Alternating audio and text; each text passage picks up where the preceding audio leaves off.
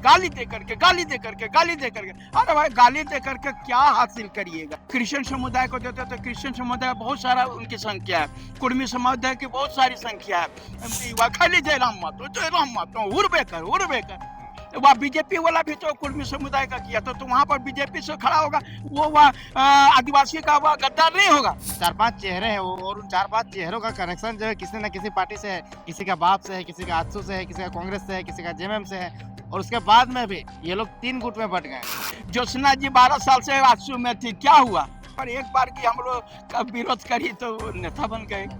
निशा भगत जी कहाँ पर कितने दिनों से थे, हमारे पार्टी में आए तो देखिए नेता बन गए। अर्जुन मुंडा तो मीरा मुंडा, तो इधर रघुवर दास तो ओकर बहू, तो ये जो है समरेश सिंह तो ओकर बहू, रागिनी सिंह तो ओकर बहू, मुख्यमंत्री महोदय जो देखिए तो हेमंत सोरेन, शिबू सोरेन, बसंत सोरेन, सीता सोरेन, कल्पना सोरेन, एकरा 81 गो है ये नहीं है ने 81 जगह यही जीतते होता है। राजनीति में इमोशन, आंसू, गुस्सा यही सब तो बिकता है। आप बेचने जानते हैं तो बिकेगा।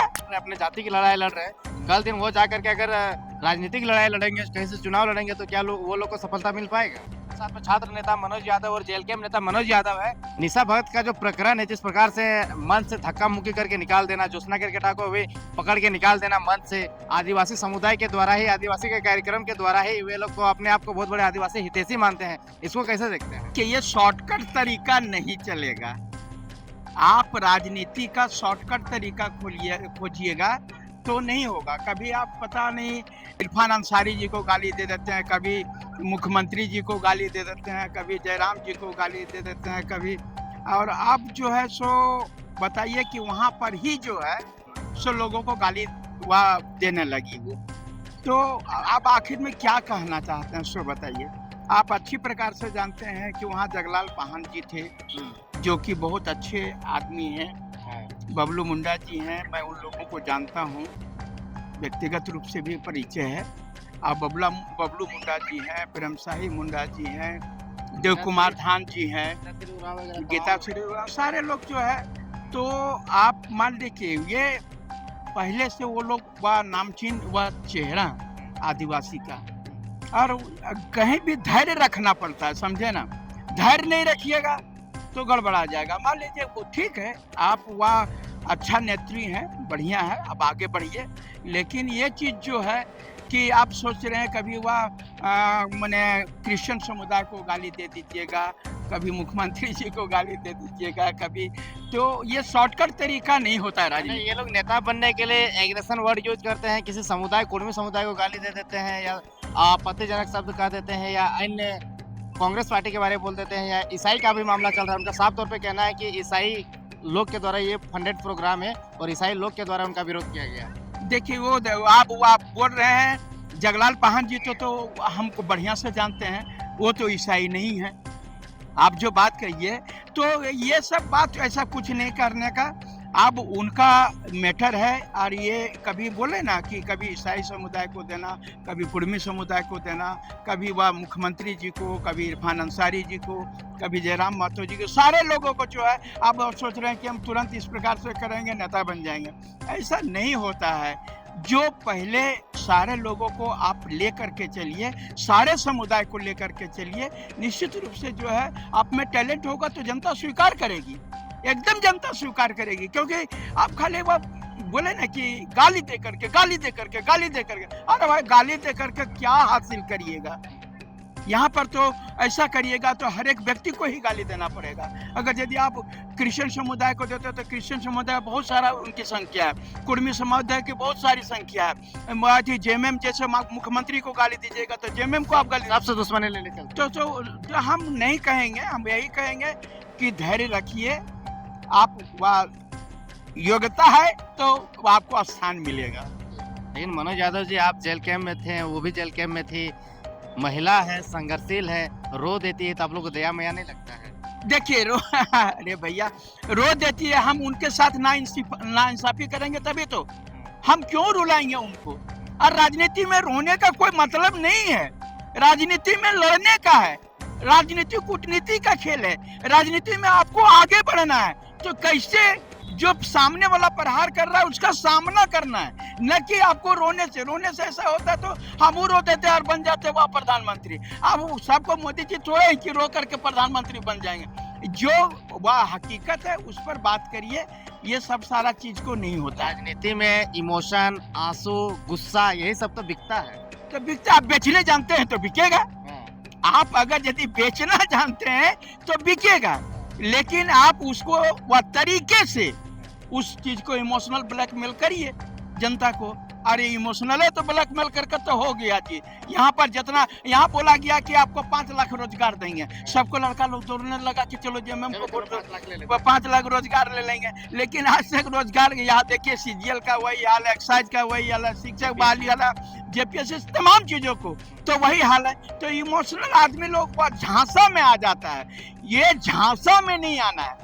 अगर यदि झांसा में रहिएगा तो किसी प्रकार तो वह नेता बन जाएंगे, लेकिन आप जहीं के तहीं रह जाइएगा। इसलिए जो हकीकत है, कौन हमारे लिए लड़ता है, उसको बारे में सोचना और उसको आगे बढ़ाना है। लेकिन अगर आदिवासी आंदोलन की बात करें, जिस प्रकार से निशा आंदोलन ने आंदोलन छेड़ा कुर्मियों के खिलाफ में, उसके बाद से तमाम जो चेहरे मुखर करके सामने है, जो कुर्मियों का विरोध किए या जेल कैंप पार्टी का विरोध किए, तो 4-5 चेहरे हैं वो, और उन 4-5 चेहरों का कनेक्शन जो है किसी न किसी पार्टी से है, किसी का बाप से है, किसी का आजसू से है, किसी का कांग्रेस से है, किसी का जेएमएम से है। तो तरह तरह का संगठन है, उनका संबंध है, और उसके बाद में भी ये लोग 3 गुट में बट गए। आपको मैं स्पष्ट बता देता हूँ, जेल कैंप जो है वो नेता बनाने वाला मशीन है। क्या पैदा करता है नेता पैदा करता है। इसलिए कि मैं बता रहा हूँ, आज झारखंड में अगर यदि किसी बोलने का आवाज दिया है तो जेल कैंप पार्टी ने दिया है। यहाँ पर आज जितने युवा हैं जो लड़ने के लिए सीख रहे हैं या कुछ कर रहे हैं, वो जेल कैंप का देन है। कैसे नेता पैदा कर देता है, क्या प्रक्रिया करता है जो नेता पैदा कर देता है? देखिए ना कैसे नेता पैदा कर देता है। अब ज्योत्सना जी 12 साल से आजसू में थी, क्या हुआ? लेकिन यदि यहाँ पर एक बार की हम लोग का विरोध करी तो नेता बन गए। निशा भगत जी कहाँ पर कितने दिनों से थे, हमारे पार्टी में आए तो देखिए नेता बन गए। हम वहीं से नेता बने क्या? देखिए हम लोग वो चीज का, हम लोग तो शुरू से आप जानते हैं, आपको पूरी तरह से स्पष्ट पता होगा कि मनोज यादव जो है जेल कैंप पार्टी आने के पहले से मनोज यादव वो आपका छात्र नेता रहा है। और ये चीज ये नहीं कह रहे हैं सारे लोग, हम इतना ही कहेंगे विश्वास करना सीखिए। राजनीति का शॉर्टकट तरीका नहीं है। आप विश्वास जीतिए जनता का, आपके पास में जनता रहेगी। और कोई एक जाति, एक समुदाय, खाली एक होगा पकड़ के रहिएगा तो आप नहीं बन पाइएगा नेता। सभी लोगों का जो है, क्या आज जो है कोई भी बड़ी बड़ी पार्टियां, उसमें सभी जाति के लोग हैं, इसलिए सभी जातियों को लेके चलना चाहिए। लेकिन जो लोग आज सामाजिक लड़ाई लड़ रहे हैं, अपने जाति की लड़ाई लड़ रहे हैं, कल दिन वो जाकर के अगर राजनीतिक लड़ाई लड़ेंगे, क्या से चुनाव लड़ेंगे, तो क्या वो लोग को सफलता मिल पाएगा? देखिए जाति का लड़ाई कर रहे हैं तो कहीं ना कहीं जो है समुदाय का लड़ाई लड़ रहे हैं तो दूसरे समुदाय के लोग आपसे रूठेंगे। इसलिए हम तो यही चाहेंगे कि अगर सपना बड़ा है तो काम बड़ा करना पड़ेगा, हृदय बड़ा करना पड़ेगा। आपको जो है सो कहानी एक वो समुदाय के बीच में जो है रह करके, अब हमने वह पारा शिक्षक के लिए लड़ा तो खाली यादव के लिए लड़ा, चाहे तो एसटी, एससी, ओबीसी, जनरल जितना है सबके लिए, पारा शिक्षक के लिए जेपीएससी लड़े तो सभी समुदाय के लिए लड़े, कोई अपना। इसलिए सभी समुदाय को लेकर के चलना, जमात की लड़ाई करनी होगी, जात की राजनीति नहीं, जमात की राजनीति करनी पड़ेगी। जमात की राजनीति करने के लिए आप लोग घाटशिला में प्रत्याशी दे दिए हैं। हाँ। वहाँ पे तो कर रहे हैं कुछ लोग कि आप लोग का विरोध किया जाएगा। देखिए विरोध करना और अब ये करना सबका, पार्टी लोगों का अपना अधिकार है, किसी को भी अधिकार है विरोध करे, बहुत बढ़िया बात है। हमको उसे विरोध का सामना करके हमको सत्ता में आना है या हमको वो घाटशिला जीतना है।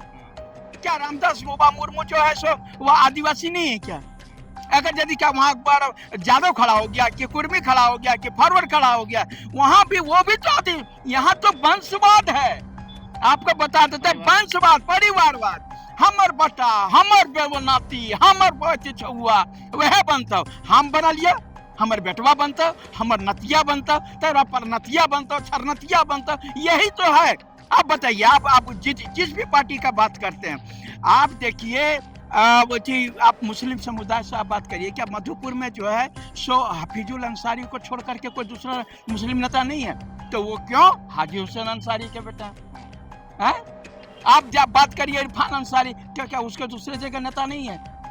लेकिन आप देखिए तो उनके पिताजी सांसद रहे हैं। अगर बात करिएगा अनूप सिंह तो राजेंद्र सिंह का बेटा है।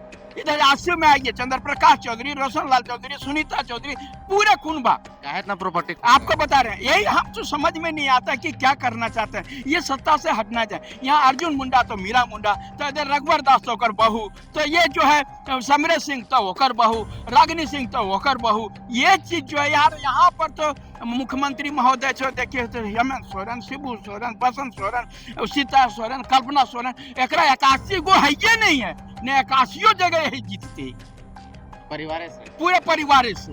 तो इसलिए हम क्या कहेंगे, सब परिवारवाद चल रहा है। नया कोई एंट्री लेना चाहता है तो धक्का दे के बाहर कर दिया जाता है। जात का है, ई जात का है। हाँ, फल मैंने धक्का दे के बाहर कर दिया जाता है। नया नहीं चाहिए। वही वाला हमारे नेता पार्टी जो है वही जो होगा, हमार बोले ना कि हम हमार बेटा, हमार नाती, हमार छरनाती, हमार परनाती। अच्छा, कुछ कुर्मी विरोधी लोग ये भी लिख रहा था कि जेल कैंप से जो भी प्रत्याशी बनेगा घाटशिला में वो आदिवासी समुदाय के लिए गद्दार होगा। देखिए वो कहना, देखिए तो वो आप बोल रहे हैं कि ये जो ऐसा कर रहा है, तो आप ही बताइए, खाली हमको ये बताइए कि ये कुर्मी समुदाय ने रेल टेका आंदोलन किया, उसमें चंद्र प्रकाश चौधरी जी भी थे, आपको रोशन लाल चौधरी थे, नागेंद्र महतो जी थे, निर्मल महतो जी थे, सुदेश महतो जी थे, लेकिन किसी का आलोचना नहीं हुआ। खाली जयराम महतो उर्बेकर। अरे भैया, खाली इसी को काहे ऐसा कर रहे हो भाई? वो लोग जो है तो वह बीजेपी वाला भी तो कुर्मी समुदाय का किया, तो वहां पर बीजेपी से खड़ा होगा, वो वह आदिवासी का वह गद्दार नहीं होगा। तो यह नबरा बीजेपी वाला गद्दार नहीं वही ना, बीजेपी वाला गद्दार नहीं होगा। यहाँ नबरा मोगी सबके भौजी है वाला कहावत चल रहा है। कैसे जीतेगा घाटशिला? बड़ा टफ लग रहा है आप लोग के लिए। देखिए टफ सब चीज है, धरती में क्या टफ नहीं है, लेकिन सामना करेंगे, जीतेंगे। जीत निश्चित लग रहा है कि डर से? अच्छा, एक बात बताइए कि वहाँ जीतेगा एक एक ना हो, तो तीनों खड़ा है ना, तीनों और भी खड़ा है, उसके अलावा भी खड़ा है, और लोग भी खड़ा है, और सबको जीतने के लिए खड़ा हो रहा है, हारने के लिए को खड़ा हो रहा है, जीतने के लिए खड़ा हो रहा है, तो हम भी जीतेंगे। अच्छा, आपके पार्टी की निशा बहन के लिए आप क्या मैसेज दीजिएगा, और ज्योत्सना बहन के लिए? देखिए, निशा बहन, ज्योत्सना बहन हमारा वाकई झारखंडी आदिवासी बहन है, और हमको उनसे कोई वह शिकवा नहीं है। वो अपना तरीका से राजनीति कर रही हैं, उनसे हमको कोई शिकवा गिला नहीं है। वो अपना कर रहे हैं राजनीति, मन करेगा आज आजसू में, मन करेगा कल कांग्रेस में जाएगी, कल एथी में। राजनीति में कोई स्थायी ठौर ठिकाना नहीं होता है, न कोई यहाँ दुश्मन होता है, न कोई दोस्त होता है। यहाँ पलटू राम को नहीं देख रहे बिहार में, मार पलट के, तो यहाँ भी पलटने का है। अच्छा, बिहार की राजनीति में थोड़ा सा बोल दीजिए, तो क्या लगता है इस बार कौन आएगा? नया नवेली जो दुल्हन पार्टी आई है वो होगा, या फिर जो परंपरागत चलते आ रहा वो सरकार बनेगा? नई नवेली दुल्हन पार्टी को देखने के लिए पूरा गांव आता है, आपको मालूम होगा। जो नई जो दुल्हन होती है वो कैसना है, काली है कि गोरी है कि ठूठ है कि लाकट है, तो नौके जो वह कन्या के देखे ले सबको दौड़ता है। लेकिन वह कन्या जब सामने में आ जाती है 2-4-5 महीना, तो उसको क्या होता हाल तो आप जानते ही हैं। तो नैका नवेली के लिए तो हम कुछ नहीं कहेंगे, सब देखेगा, सबको देखने के लिए आएगा। आपको गिफ्टें थोड़े दे देगा, हो सकता है देखने के लिए आ रहा है खाली, और ऐसा होगा। और उसके बाद में जो नया वहाँ पर है, हम कह रहे हैं एक बार ये परिवर्तन होना चाहिए, बिहार की राजनीति में परिवर्तन होना चाहिए। जब तक आप परिवर्तन नहीं करेंगे तब तक तो वो मोनोपोली हो जाएगा। अब 10-10 हजार जो है से दे करके लुभा रहा है भाजपा।